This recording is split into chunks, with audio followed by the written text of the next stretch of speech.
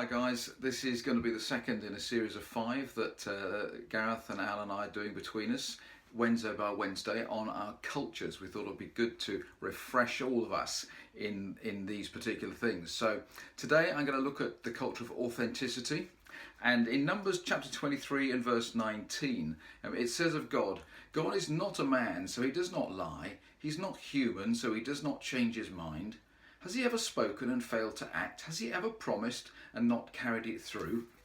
You know, our God is completely and utterly authentic. There's nothing hidden about him. There's nothing untruthful. There's no inconsistency. He's full of integrity throughout his character from beginning to end of time.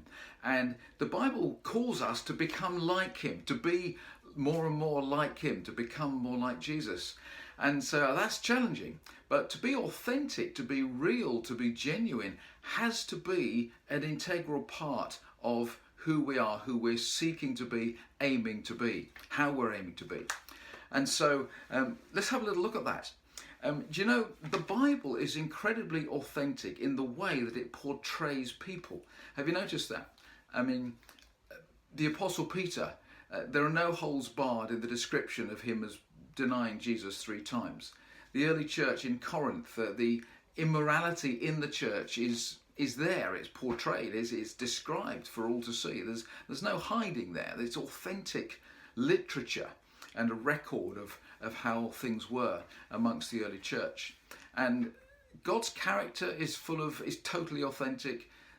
The Bible is completely authentic. God wants us to be absolutely authentic as well.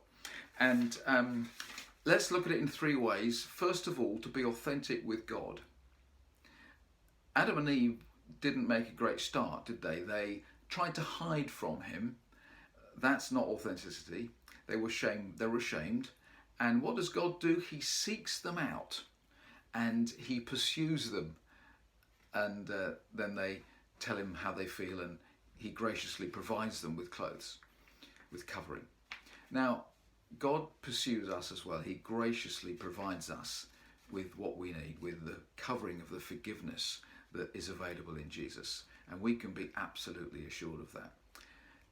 Do you know, if we're not authentic with God, we're kind of fooling ourselves really, because he knows already everything about us. He knows our strengths, he knows our weaknesses. And so let's be real with him and go forward that way. Be authentic with God. Then also, let's be authentic with each other. Now, it can be tempting not to be sometimes. I want to encourage us to be real, to be authentic. You may remember last week in the video update for lockdown update that I sent round to the whole church, I made reference there to the fact that my personal devotional times have become quite routine.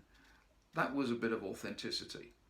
Now, I took a risk of people thinking, oh, shock, horror, Peter's devotional life's become somewhat drab, somewhat like that. But I thought, no, let's go for it.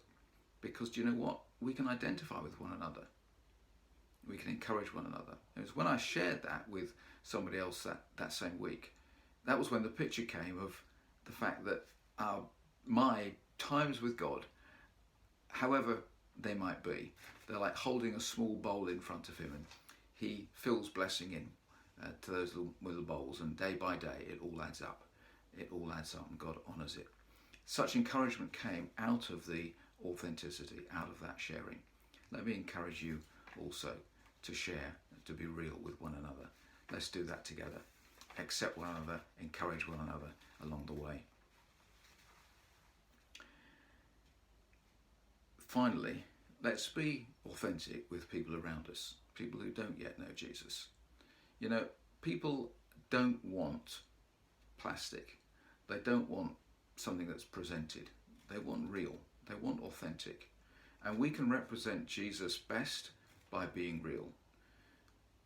I've got friends I play golf with, and there's deliberately times when I talk to them about some of the stuff that's actually difficult for me.